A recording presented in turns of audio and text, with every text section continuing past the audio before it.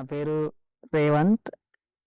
నాకు ఈ అవకాశం ఇచ్చిన పత్రి సార్‌కి నా హృదయపూర్వక ధన్యవాదాలు.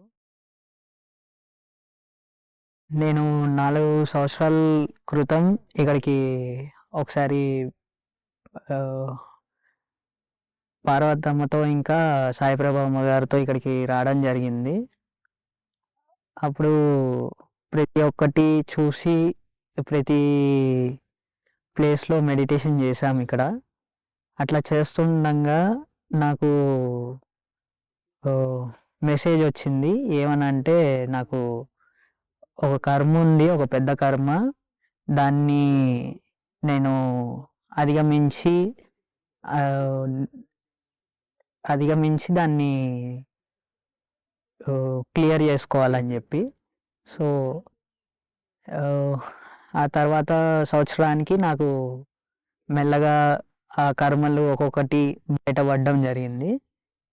ఫస్ట్ స్టేజ్‌లో ఎలా అయిందంటే నాకీ left leg almost half foot కిందకెళ్ళి 90 డిగ్రీస్ తిరిగిపోయిందనమాట. ఆ తిరిగిన స్టేజ్‌లో ఏ డాక్టరు క్లియర్ చేయలేకపోయారు. అది ప్రతీదీ మెడిటేషన్‌లోనే మెల్లమెల్లగా సెట్ అవ్వకుండా ప్రతి 6 మంత్స్‌కి ఏదో ఒక ప్రోగ్రెస్ లాగా ఆ కర్మ ప్రతి ఒక్కటి తీరుతా కాలు మొత్తం సెట్ అయింది. అది డాక్టర్‌లైతే ఎట్లా అంటే ఒకళ్ళైతే సర్జరీ అన్నారు. మొత్తం బోన్స్ ప్లాస్టిక్ బోన్స్ ఏస్తామన్నట్టన్నారు. అట్లా మొన్న డాక్టర్‌కి ఆ వీడియో చూపిస్తే గూడా ఇట్లా నడిచేవాడిని అని అసల ఏ రకంగా నువ్వు ఇది క్లియర్ చేసుకున్నావు అని నన్నడిగారు. నే రీసెంట్‌గా. సో, అలా ప్రతి ఒక్క ఫేజ్‌లో ఒక్కొక్కలాగా నా కర్మని క్లియర్ చేసుకుంటూ ఇప్పుడు ఈ ఫైనల్ స్టేజ్‌లో మళ్ళీ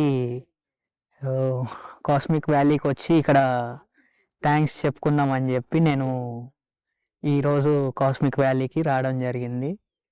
నేను ఆహ్, బీకామ్ చదివి 2 ఇయర్స్ జాబ్ గూడా జేశాను. ఆహ్, ఇదే స్టేజ్‌లో ఉండంగానే జాబ్ కూడా చేశాను.